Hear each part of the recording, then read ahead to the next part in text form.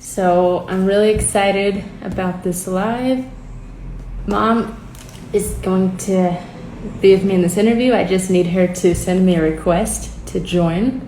This is her first time doing a live. I'm excited about this live because it's my first live in English. So there's a lot of people who haven't heard about the story, haven't heard of my mom's side of the story.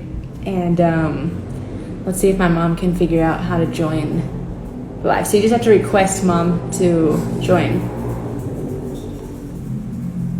Let's see. I'm waiting for her. Does anyone know how to tell my mom how she can join the live? Because I don't know that she knows. Let's see. Or let's see if I can figure out how to ask her. I'd like to join.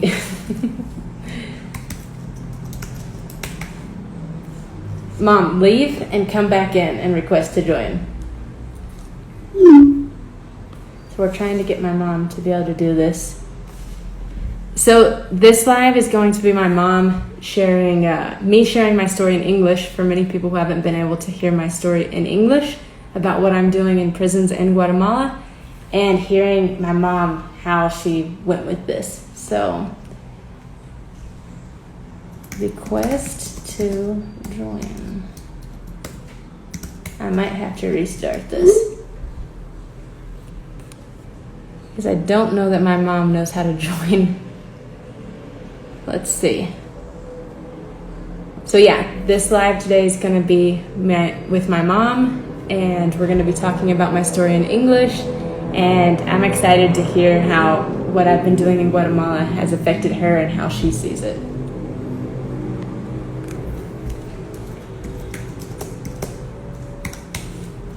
All right, let's see. There we go.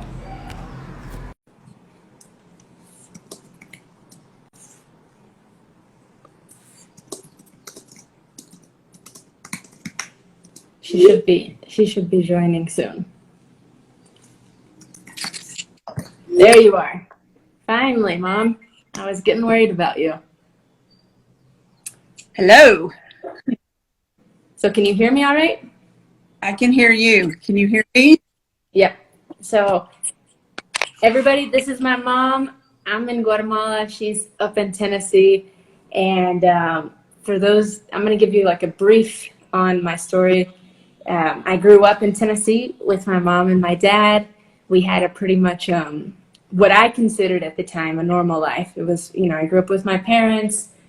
We had food. We didn't have to worry about, putting clothes on ourselves, or, my parents woke me up for school. I think Mommy drugged me out of bed for school.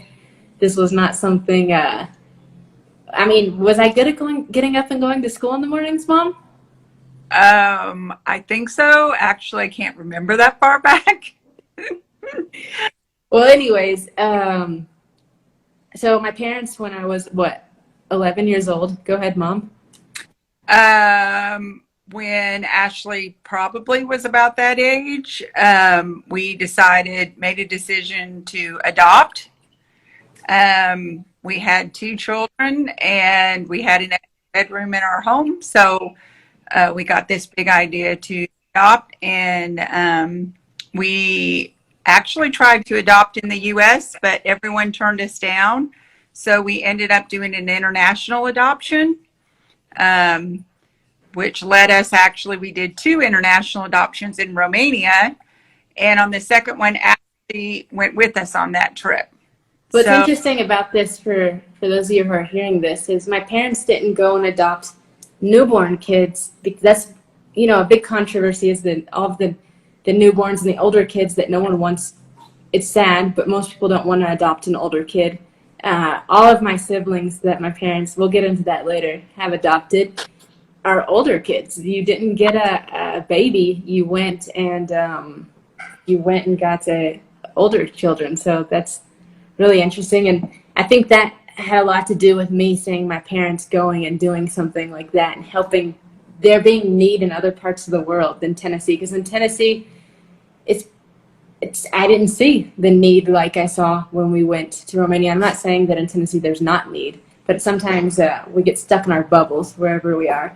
And so I wanted you today, Mom, to share a little bit about yourself, what you do, and I greatly appreciate everything you did for me because I know the only reason I am who I am today is because of you. If I'm fighting, it's because of what you instilled in me when I was a kid, when you adopted Nicoletta and Luke, and I wouldn't be who I am today if it weren't for you. And I know I made you suffer a lot leaving the country. I know that me moving into the Limonada, one of the most dangerous neighborhoods in Guatemala City, probably did not make you feel very happy. I don't know, but you you were always supporting me. I was in an accident a couple years ago. Many of you know about. I broke my back in 4 places, and the first one on the plane down here was my mom. After the embassy called her, and when I woke up in the hospital, it was my mom hearing me because I forgot English for a minute. You remember that, Mom? And I Yes. was yelling at you in Spanish. Yes. So, I mean, I want you to share kind of your side too of this experience, but I also want you to ask me questions that you've told me on a regular basis that you think that other people in the States should know. So you're interviewing. Um, well, I grew up in a pretty basic family with 4 kids. My dad and mom both worked hard. Didn't really have a lot, but at a young age, I started to work. I think I started working at 14. Um, my mom and dad didn't have a whole lot, so we just, grew. We were happy with what we had. Um, but went away to college and really married pretty young. I was 20 when I got married, and I worked, and that was just what you did. You worked, I worked, my husband worked, and we worked hard. And I know we have a lot of American standards, I mean, on Guatemalan standards, but in America, we're just middle class working family.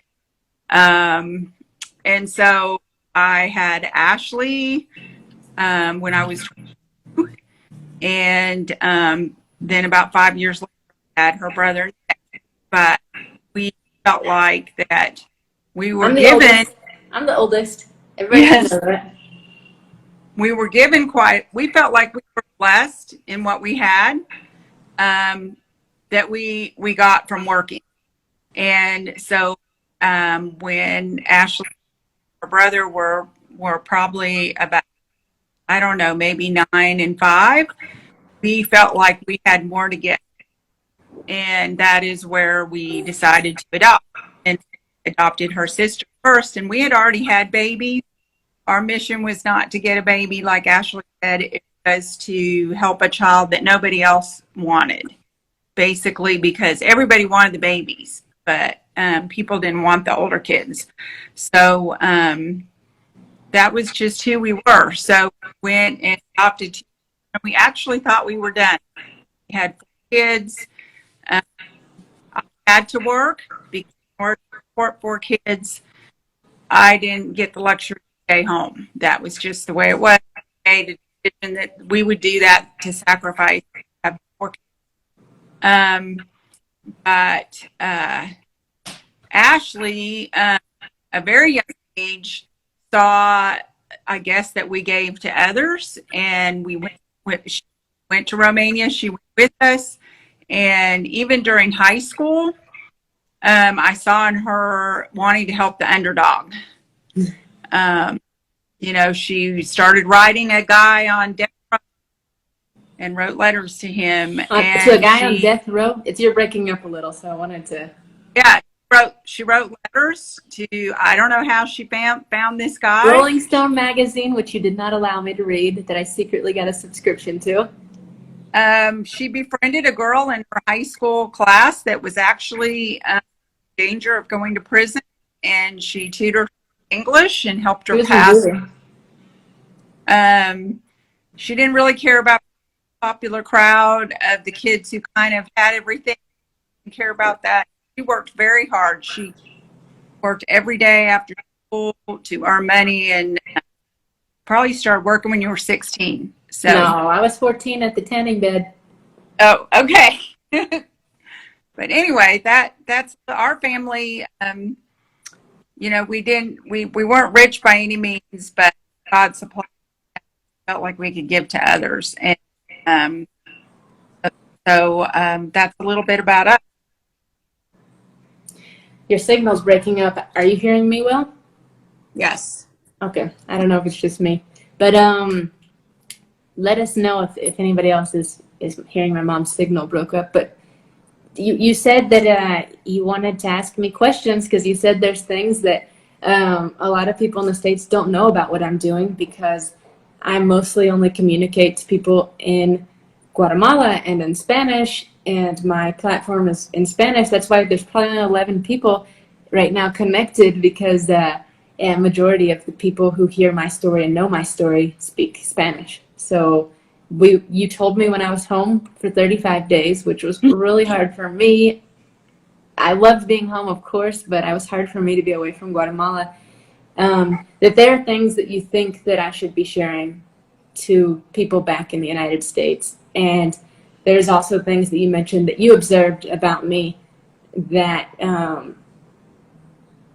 I don't know, there were things that you said you wanted to mention about what I do that you didn't probably know before I visited you. You said to me one day on the back porch, on our back sexy porch, you said, you said, this is like a telenovela. This could be a soap opera happening right here on the back porch. So talk about that and ask me the things that you think that Americans should know about, things that you learned while I was home.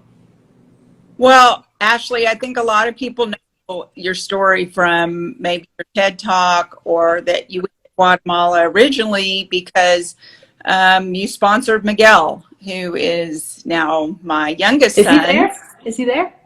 Here. Oh man. But Ashley, after we went to Romania, she went on a mission trip later and started sponsoring Miguel.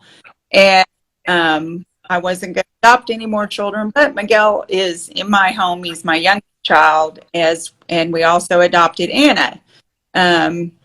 But I think people know the story of you going to Guatemala. But one of the things that I felt like you should share is how you ended up working in prison, because that story of most of my friends are like, why do you go to the prison? Why do you let your daughter work there? It's super dangerous. And don't you want her, she could live at home and make lots of money. Why do you let her live in Guatemala? And first of all, I have no control over you. And, you're an adult and you're on your own. You have been for a long time. We don't support you in any way except for giving you a lot of advice and crying on the phone on a regular basis. But you have taken care of yourself for a long time, and I realized that personally somebody else has your back, and I just have to trust them. But I think that people out there need to know the story of how you ended up going to the prison in the start and start the work you do. So I started going to prison, Mom, because as you know, I was living in a very dangerous neighborhood, a very violent neighborhood. They treated me like gold. I felt the best that I've ever felt in Guatemala, living in this neighborhood where I learned Spanish. I don't think you understood at the time where I was living, did you? I knew it was awful and dangerous, and I couldn't get to you if I needed to. But I realized living there, Mom, that justice isn't the same. It's not what I grew up seeing on TV. The cones, the investigations, what a judge and jury should look like, a defense. I've learned living in the Limonada that justice isn't always just. And living in the Limonada, I also learned that being born poor is being born guilty. And you may even say this because you've witnessed it through my siblings, is being born in this type of situation is almost a death sentence. Yes. And it's hard. And And my neighbor was arrested for a murder, which when the murder happened, we were actually at church together. I would go to church for you, Mom. And she was actually singing in the choir, and she was 8 months pregnant. And we walked home after church, and there was a dead guy who had been shot. And I don't want to seem like a horrible, awful person, but we saw things like that on such a regular basis. We just walked by. We just walked by. And the next day I was leaving, and that's when the police finally arrived to investigate. And there were no cones. There was no like looking for a weapon, or like doing the fingerprint thing you expect. They just came, threw the body into a black bag, Mom, threw it in the back of a pickup and left. And then the investigators, the system's a little different here. The investigators came to do the investigation, and what their investigation included was asking the neighbors who did it. And it's really interesting here that because we're not in this area, there's not a state of law, and this may be the same for the United States in the poor areas. I can't say, but I've lived here, and I know here. And the thing is because they know that justice isn't just, they have their own system. So, for example, if I were to owe you money as my neighbor, or you were the store owner, the guarantee that you're going to pay me is that the next time that a crime is committed, you'll blame me if I don't pay you the money. So that's kind of how things work. And unfortunately, my neighbor's mom owed the store money. So they blamed her to pressure the mom to pay the store back to drop the charges. The mom never was able to pay the store back, and my neighbor was sentenced to 25 years with no proof. The only proof that she had against her was that the lady at the store said she did it. And I thought that when they arrested her, well, she's going to get out because there's no proof. But that's not how it happened, Mom. And she wrote me letters from prison. And I will be honest with you, Mom, I did not want to go to prison. I did not want to go. I was scared. I had seen, Mom, they sent us on a field trip in high school to the prison downtown, the building. And I remember going by the window and a man pulling his pants down in front of me. And it just, it traumatized. I don't think I ever told you this, Mom. No. But it was traumatizing. And so I was scared to visit her. But finally she said, my family's forgetting about me. I really want you to come and see me. Just come see me. So I finally went. And I was scared, even though I was living in the Limonada. I was scared. And I went to the prison expecting the worst. But when I got there, it was so amazing, Mom. Just like they received me in Guatemala the first time, just like they received me in the Limonada with open arms, just everybody was great to me. That's the same way they received me in prison. The girls had made me a lunch the day I came. Now, I didn't know that in Guatemala you were supposed to take food and like cleaning products and all this stuff. I assumed it was like on the TV. They would have uniforms. In Guatemala, they don't wear uniforms. I assumed that they were given their hygiene products. They're not. So when I went in, I had nothing because who would think you'd need to take something? But they had prepared this big lunch for me, Mom, and all the girls, I looked at them, and it wasn't what I was expecting. I was expecting to see these bad people who wanted to like hurt me or do something to me, but it was, when I looked into the faces of these girls, Mom, they were my age, and I saw myself. And after learning how justice works, I said, that could be me. I could be here. I didn't see them as them and me. I just saw, this is us. And after lunch, I thought that I needed to pay them, right? Because they made me this great lunch, but I didn't take any money to prison. And I said to the girls, I said, how can I help you guys? And this is the interesting thing, Mom. I didn't come in as this white savior and like give them this big thing and say, I'm going to save your lives. Never, never. The girl said to me, Ashley, if you want to help us, what we want is we want to work. We want to have the opportunity to do something honest. And we still have our kids outside prison that need us. Just because we're in here doesn't mean that all of a sudden the state's taking care of them. And I know you heard about this through me, Mom, but in the year 2017, 2017, over 40 girls were burned alive in a state-run orphanage. And the women and the men have this fear that if they stop providing for their kids, they're going to get taken to one of these orphanages where they burn kids alive. You can Google it. It's on New York Times. You can Google the entire story. But this wasn't something that was unknown to them before the fire. The reason the fire happened was because all the kids had run away because of the sexual abuse that was going on. And when they ran away, they were forced back by the police, like under arrest, kids who were in an orphanage. And they locked them in a room all together with girls between 4 and 16 years old, Mom. And these girls needed the bathroom, they needed to eat, they needed things. So another older girl thought that she could get the attention and have the door open if she sat one of the mattresses. They threw in a bunch of polyester mattresses, and she sat one of these mattresses on fire, which then no one opened the door. Read the story online, but no one opened the door, and these girls were burned alive. So a woman in prison once told me that we are willing to do anything to make sure our kid is okay. I'm already in prison, and if I never get out, that's okay, as long as I know my kid's okay. I'm willing to murder, I'm willing to extort, I'm willing to prostitute myself, I'm willing to do anything to make sure my kid's taken care of. So that, it wasn't me giving them the solution, they gave me the solution. They said, this is what we need opportunity, we need opportunity to take care of our families. It takes around 7 years for someone to get a formal sentence to know if they were guilty or innocent. It's not a fast due process. This is a long time they spend in prison. So I said, well, what kind of job do you want? And they said, well, we want a screen print. We've always liked, making shirts and screen printing. And I said, okay, let's screen print. And I asked Uncle TJ, you'll remember this. I said, Uncle TJ, will you help me with the money to do this? And it's a big investment for me here in Guatemala, but I know in the States it's not as big, but really was big. He donated me $2,000 to buy the original screen printing workshop stuff. And then when I asked someone to come and teach the girls screen printing, Mom, no one wanted to go because everyone was afraid. So I did the next best thing. I downloaded YouTube videos of how to screen print, and I burned them when this was still popular. I burned them onto a DVD, and we went to prison and I didn't teach anyway. We learned together how to screen print from YouTube videos, and it was amazing. And I want to really make sure everybody knows that this was not my idea. This project was not my idea. This was the girls in prison idea of what they needed as a solution. Now, you may not know this, Mom. I just want to throw this out there really quick because Americans are listening and Americans love numbers.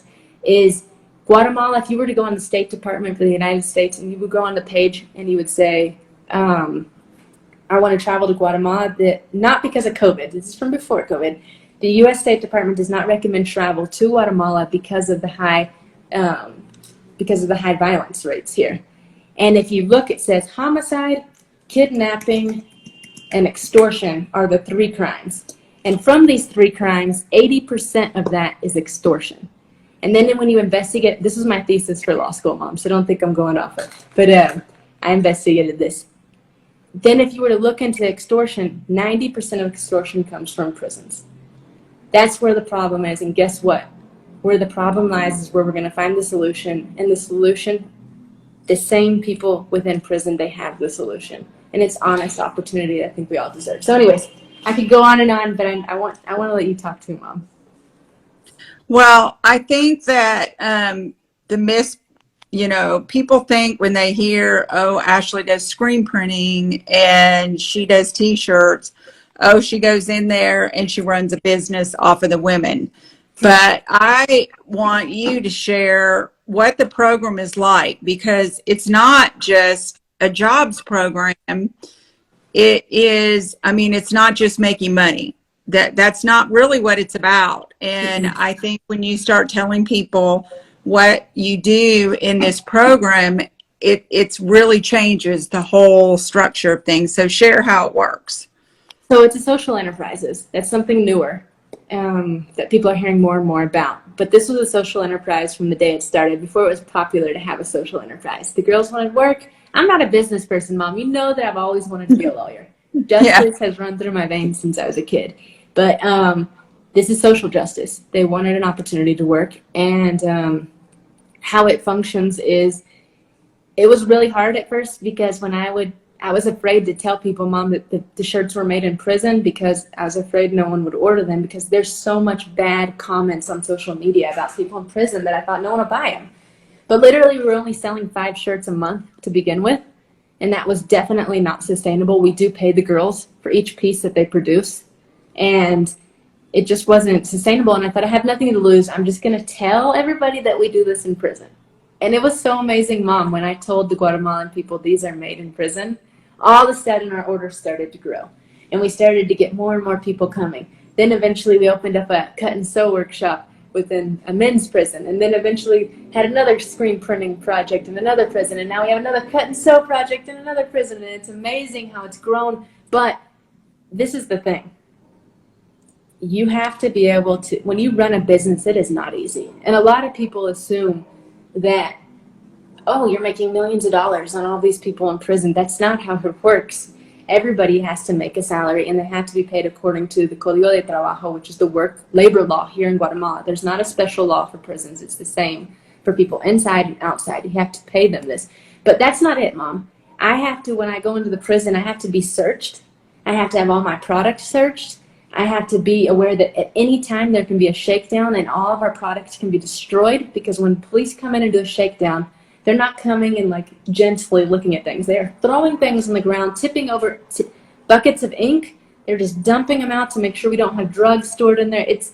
It's really an intense shakedown that other people outside of prison don't have to deal with that. And then in order to take products into prison, Mom, it's not like I just get my car up to the door and I unload it. I have to walk sometimes 5 kilometers with a wheelbarrow. Is that what it is in English? Yeah. Wheelbarrow. With the material, and then when it's finished, take it back out of prison and then be able to take it to the office, and making sure every week that we're paying everybody for everything they've done, and making sure that they're making it's a pressure, because when the COVID hit, Mom, my fear was that my girls weren't going to be able to keep providing for their family, and I went into a deep depression. I think you and Dad remember that. I freaked out. I can go home. This is what people don't understand. I can go home, or would you not receive me? We would let you come home. This is what people don't understand. I can go up here, but we make you come home. I could go home if I wanted. COVID would have been a great opportunity. All right, that's it. We're not making money here. I'm going home, and I'm bilingual, and I'm very dedicated. I have really good work ethic. I don't think it would cost me anything to find a job in the United States. But I'm here because I have seen the transformation. And a friend of mine recently asked me, Saskia, who does the same work as me in Mexico, said, "What makes you happy, Ashley?" And I really didn't know what made me happy until a couple of months ago, actually in February. There was this guy who needed a job who had just come out of prison, Pavoncito, where I have the cut and sew workshop. And he had gotten a job with this delivery service.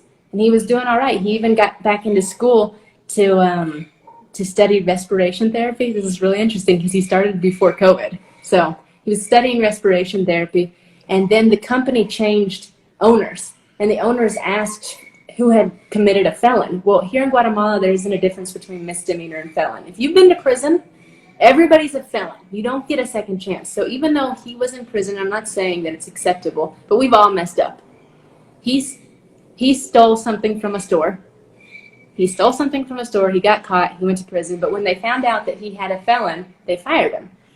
And he wrote me an email and said, "Ashley, I know you work with people who've been in prison, and I just want to know if you could give me a chance." And I posted the whole thing on my social media, and a lot of people were like, we want to help him, but there was no one who could really give him a full-time job because it's such a taboo here. And I thought, I'll do it. I'm going to hire him. And if any business person would tell you, you outsource what you can, because that's just another cost. That's another salary you have to pay each month. But how can I deny someone who wants to work and who's getting their life together and who's going to school? How can I tell them no? So I hired him. And when he came to work the first day, his face and just the thankfulness that he had for this opportunity made me feel so happy, because I felt like there's a reason why I'm here. And I have I don't know if it's empathy, but I always think, if it were me, who would be there for me? Who would give me a job if I was in this situation? If I was born into this, who would be there? Honestly. And I think that's how we all need to think. I know that I've gone off on a tangent, but this is my heart. This is my heart. Who would be there for me? And Lewis still works for me. And he's a great kid, and he's next year hopefully going to be graduating, and he's going to do something with his life, and I'm excited. And it's the money. I haven't made a salary since the day I founded this. I have not made a salary. If there's a little bit of extra money made each month, I'm able to take some. But like the trip I recently made was a gift from a friend because I had just finished law school, which I had a scholarship to, a full scholarship, because my mother made me a great student. And anyways, I've gone off on a long tangent. Mom, ask me another question, or Well, share something. I think that that's something, Ashley, that people don't realize. You know, when I watch it, you come home on a plane ticket that someone gifted you, and A great someone. you know, your dad and I fed you, which, you know, and I know you don't really have much of anything. I kind of give you a hard time because I look at photos and I see you wearing the clothes that I bought you about 10 years ago. And you're fortunate that you stayed the same size for 10 years.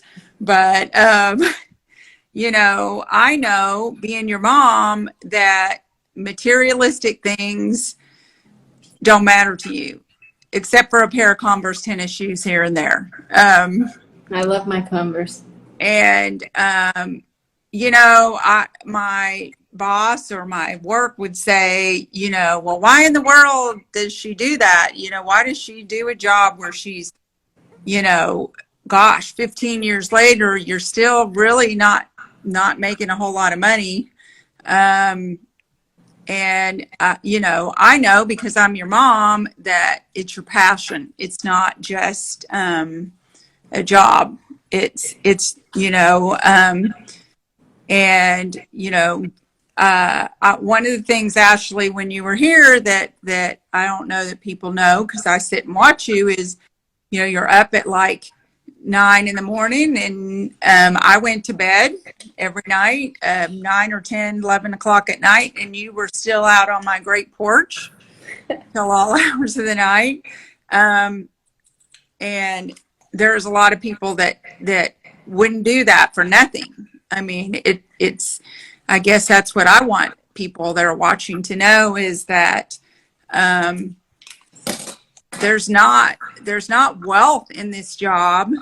You know, I as a mom would like nothing more than you to live at home and be making a good salary and have a house down the street. And you used to say baking cookies with me, and I've never had that. But you know, so I would like you to tell people in this program, though, what's required of a girl to even work. I know Well, one I of the wanted to things tell you something real quick while you're on this before we jump to the next question is yeah. when the first days I was at home, Mom, I'm going to be honest with you. I felt like a disappointment.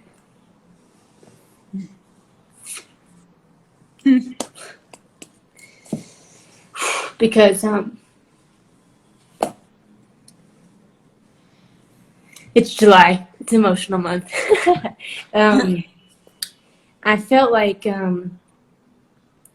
my brother, who's 5 years younger than me, making a 6-figure salary, hasn't ever gone to the university. I'm almost a lawyer. I just have to take the bar. And here I am still living month to month. And I would love to be able to like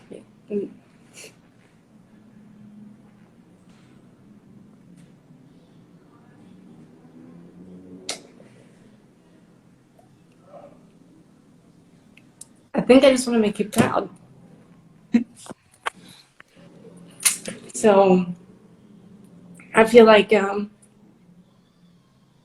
doing this because I know I love doing it, but I also want to make you proud.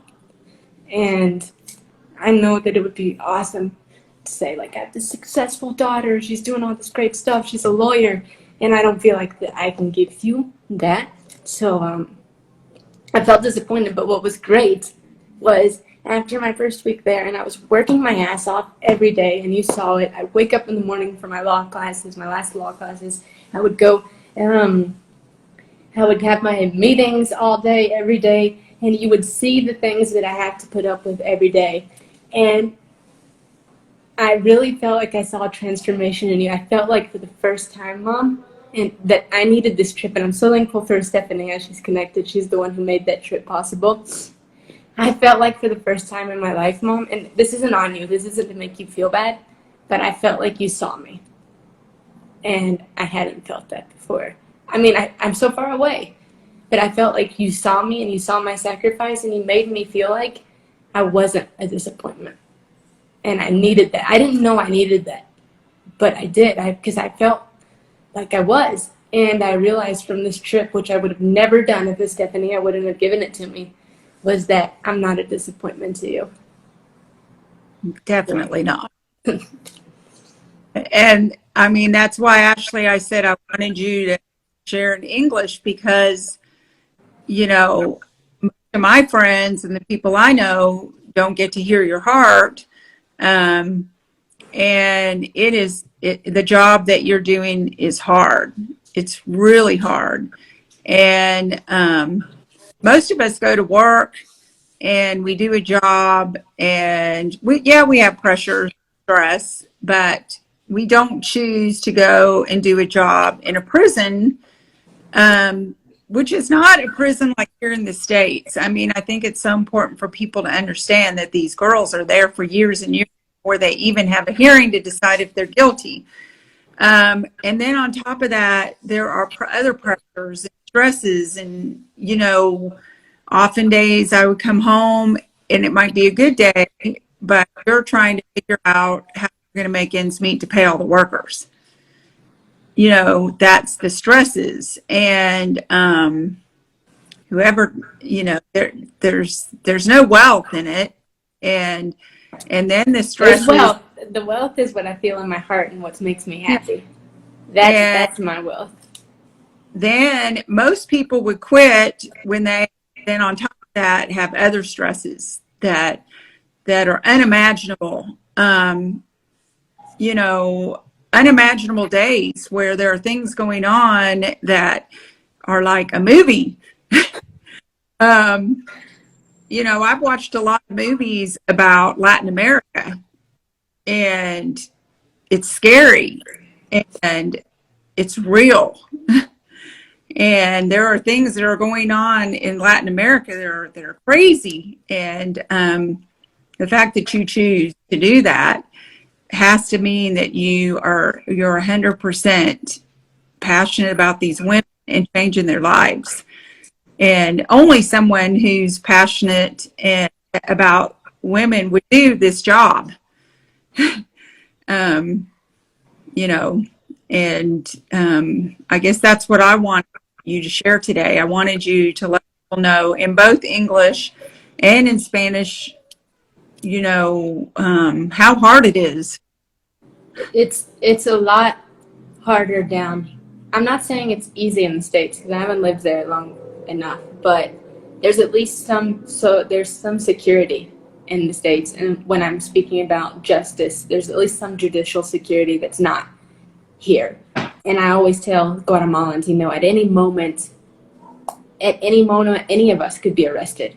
I'm not all of a sudden free from that at any time because I don't pay bribes, Mom, because I don't,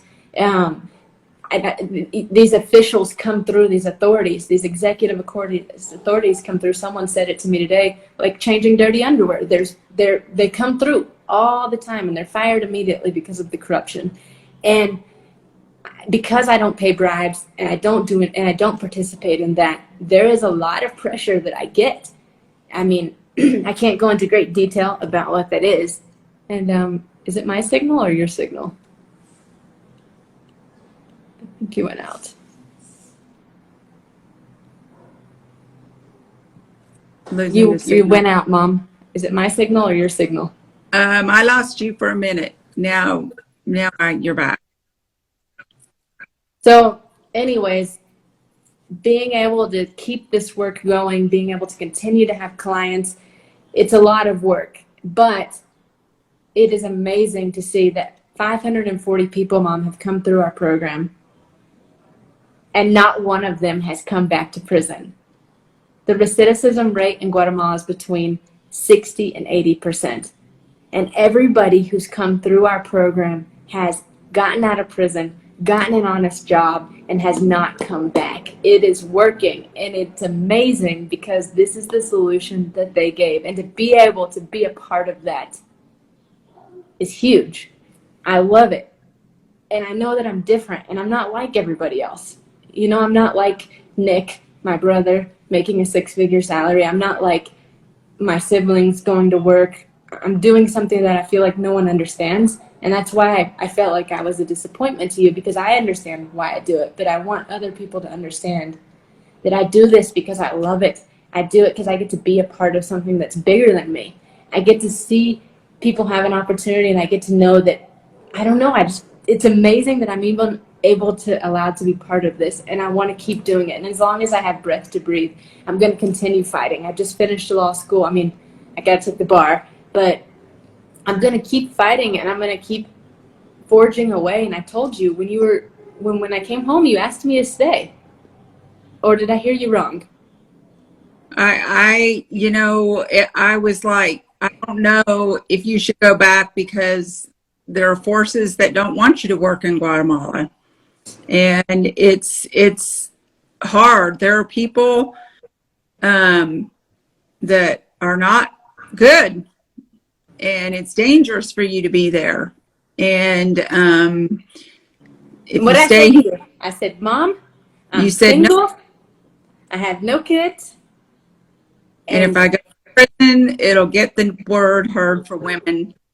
Your voice will be heard for the women in if Guatemala. something were to happen to me, whether that be going to prison, whether that be killed, whatever, if I'm fighting in this fight, if anything were to happen to me, it would bring a lot of attention to the situation that I've been fighting for. So I'm willing to fight for this until I'm forced to quit. I will keep fighting for justice. I will keep fighting for these people that I love.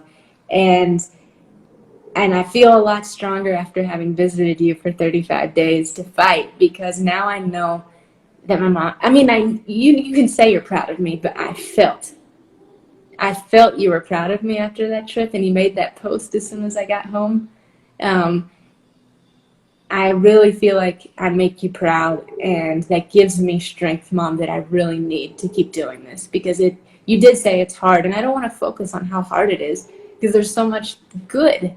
There's so much good in it. It is hard, but there's so much good, and you being proud of me is giving me the strength to keep fighting and to keep looking for work, and to keep finding second opportunities, keep finding ways to grow, keep finding ways to have more opportunities, because each person that has a job while in prison, hold on, my light keeps turning off.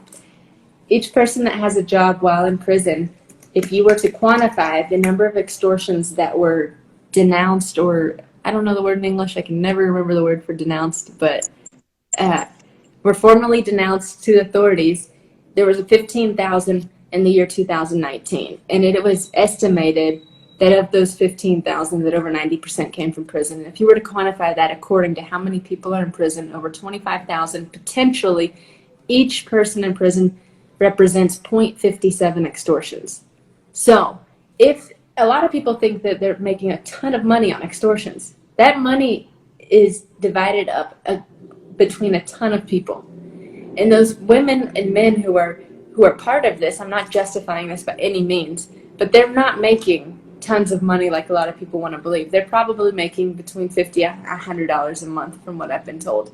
But when they're able to have the opportunity to work and to have a job that pays a dignifying salary, no one wants to. None of them are like, oh yeah, well, I'd rather extortion. They want to do something that makes their family proud. They want to do something good, and they want to provide honestly for their kids. And for each potential extortion that's prevented, that's one family, or for each person, the average family size in Guatemala is 4.8.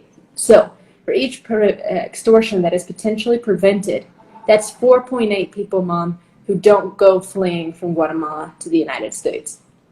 That's 4.8 people, because I'm telling you, most of the Guatemalans that I've met up in the States, most of the Guatemalans that I've talked to, if they could live here, they would. They would.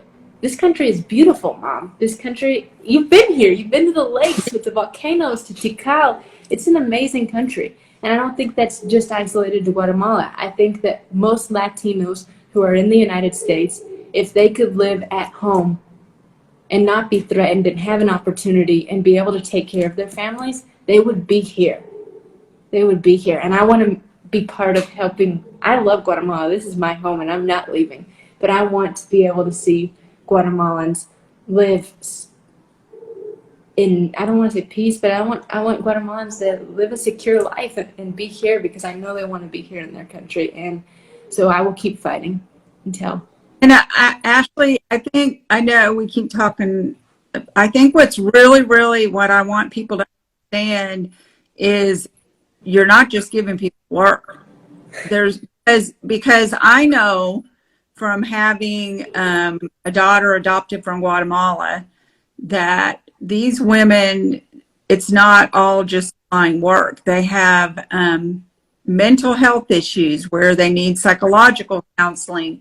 They maybe never had any education, so they need some education. They need to learn how to work. I mean, you talked about, tell them about, authority issues. They need to learn how to obey authority, because when they get out, in order to go work and be able to continue to be successful outside, it's the model that we've developed. More than a job. Yeah, it's the model that we've developed. I didn't develop this model. It was developed with my team in prison, is that we're not preparing people for butterflies and rainbows. That's what I always say. We're preparing them for real life. And in real life, when you get out of prison, it's not going to be easy. No, not just anyone's going to want to hire you, especially knowing that you've been in prison. So you have to learn about punctuality. We have minimum requirements of middle school. You can go to school while you're in prison. You have to go at least 6 months without consuming a drug, because the pharmacy, the over-the-counter test is only up to 6 months. They have to be drug-free. They have to be punctual. They have to, when they come and they work with me, they have to go through 3 interviews. Then they go through 3 to 6 months of vocational training, and then they have their job. And one time that they're late, I fire them. And it's not because I want to be this horrible person. It's because I can only give jobs to so many. And I can't convince everyone to change. I can't convince everyone. This has to be the people who want this. And for every person who's in the workshop working for us, which is only 115 right now, there's over 25,000 people who would love a job, And I have to be able to I fire them because there's someone else who wants to be there. Now, of course, if they're late, mom, and there's an excuse for that, I'm not going to fire them, but I'm talking about the discipline. And then screen printing ends up being an amazing job. I had no idea about this when I went in, because I never thought I'd be an entrepreneur. But when they asked for screen printing, it's interesting of how it requires a team work. Because when you cut and sew the shirt, which we make in another workshop, the person who's sewing the sleeve isn't the same person who's sewing the collar, isn't the same person who's cutting out the pattern. Everyone has their part. So, and because everybody makes per piece elaborated, finished piece elaborated, if one person makes a mistake, everybody on the team pays for it. So everybody wants to do their best because they don't want to mess up the work for their coworkers. But at the same time, Jose or Juan or Miguel can feel comfortable with their job that they're doing because they know there's a supervisor. And before, authority figures are looked down upon because of all the abuse that's been suffered around authority members for a lot of us in Guatemala. What they start realizing is that authority isn't there to hurt us. Authority is meant to be there to help us. So what happens is I can feel comfortable making my part of the job because I know my supervisor is watching everybody else and making sure they're doing their job right. And that supervisor is someone who's helping me, not hurting me. And here's the other cool thing. Everybody works from the bottom up. So that supervisor that's in place, Mom, was somebody who was a student a couple years ago and worked their way up to the hierarchy and became the supervisor. And there's a respect there because that supervisor had gone through the same thing I went through. It wasn't like I just hired a supervisor and they didn't do anything to get it. They earned it. So that is the importance of this job that, again, I'm going to say it again, that the same women in prison asked for is the most amazing thing that could have happened. And I feel like I've made plans, Mom. You've made plans for me. But my path has definitely been guided by a greater power.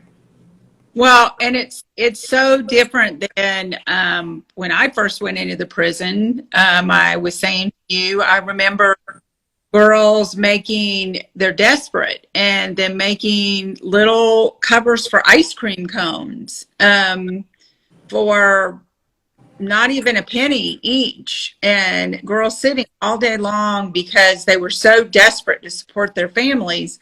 But the difference is they were desperate. They weren't learning any life skills.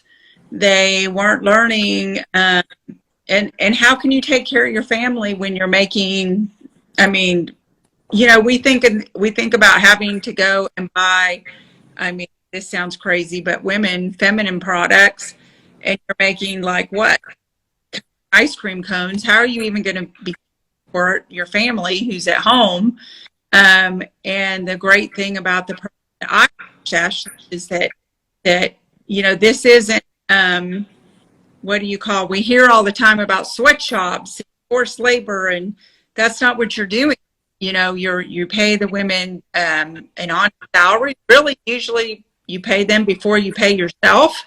Always. I don't pay myself anything. Make sure that they're taken care of. And if anybody went in there and talked to women in your program, what I see is women that are happy. They want to be there even when they're not working. Yeah. Because it's a safe space. It's like the prisons are almost 600% overcrowded. And when they're in the workshop, it's a place where the atmosphere, they've told me, it's just different. The atmosphere is different, actually. Here, we're all motivated to do something with our lives. Here, we have our own bathroom. Here, we're able to, like, breathe. And I say breathe because the sectors were built for 30-something women, and there's over 125 women in that area. So they really just love that safe space that they've earned because they worked hard to get it. It wasn't given to them. They earned it. And again, I love everyone who works for me and I've told people, if I'm here today, it's because of them.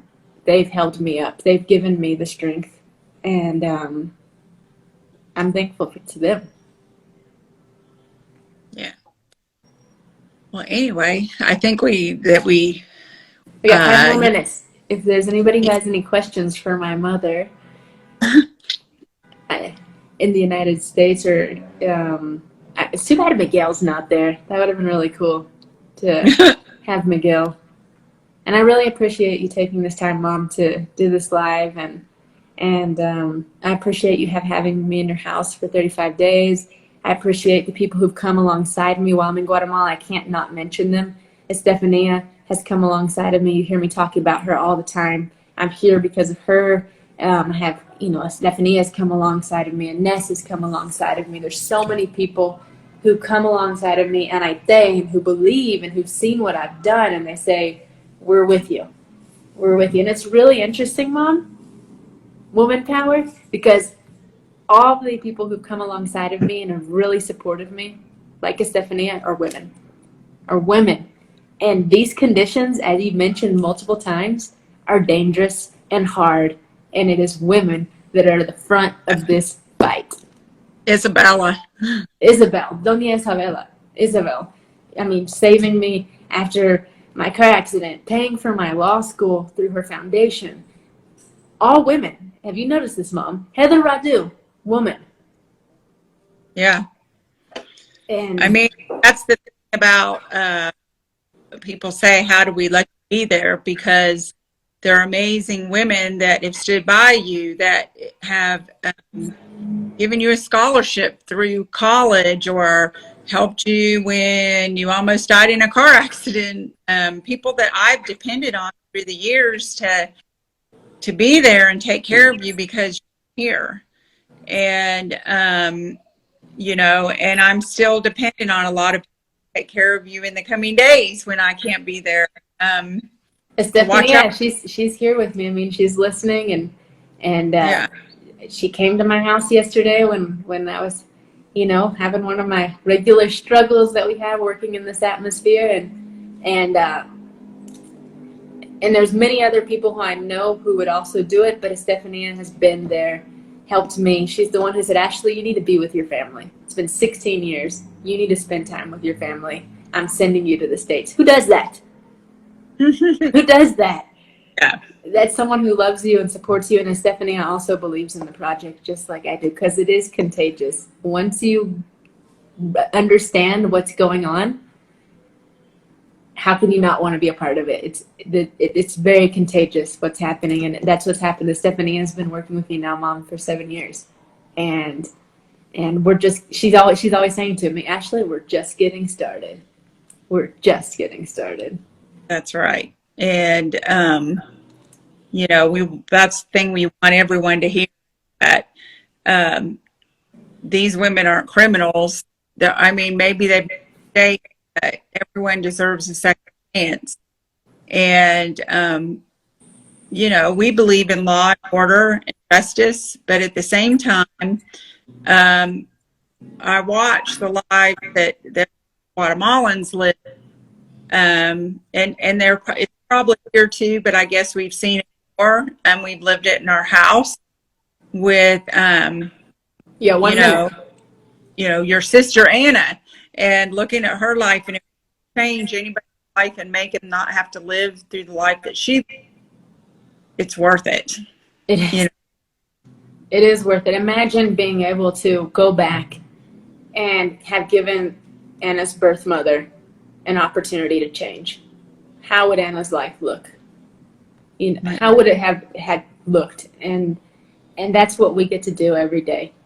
And we're going to keep doing it. And I hope I was able to answer. There's so many questions, and I hope I was able to touch the surface for everyone who doesn't know in English what I do. But that's a brief, I guess you could say, a very vulnerable and brief explanation.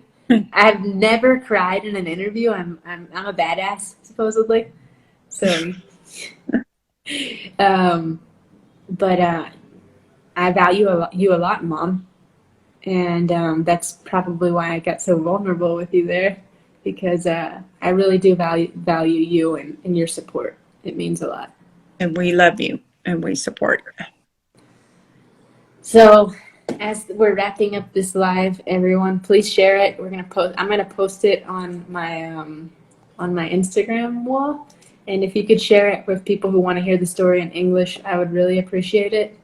And we need more support. I'm not talking about money. I'm talking about just the support of the work that we are doing, as Stephanie and I, every day in Guatemala. We need people to step up and show their support by reposting the video, by sharing that they also support second opportunities.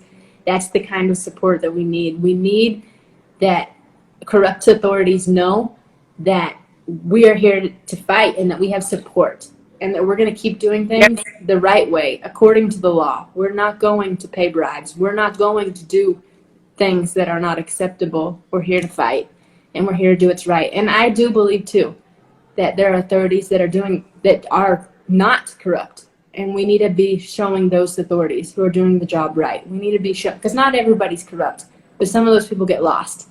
And there are people who are doing things right, and we need to make sure that we're putting a spotlight on the guys who are doing the job right, and on the women who are doing their jobs right in authority positions, so that more people will copy those authorities.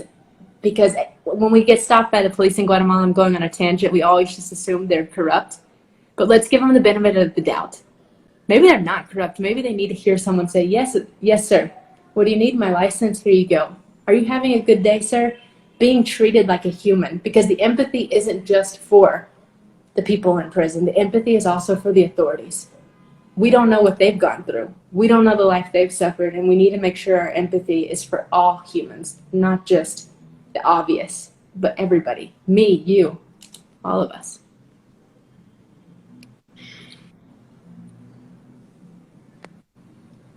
The end. Bye, everyone. Thank you, Mom.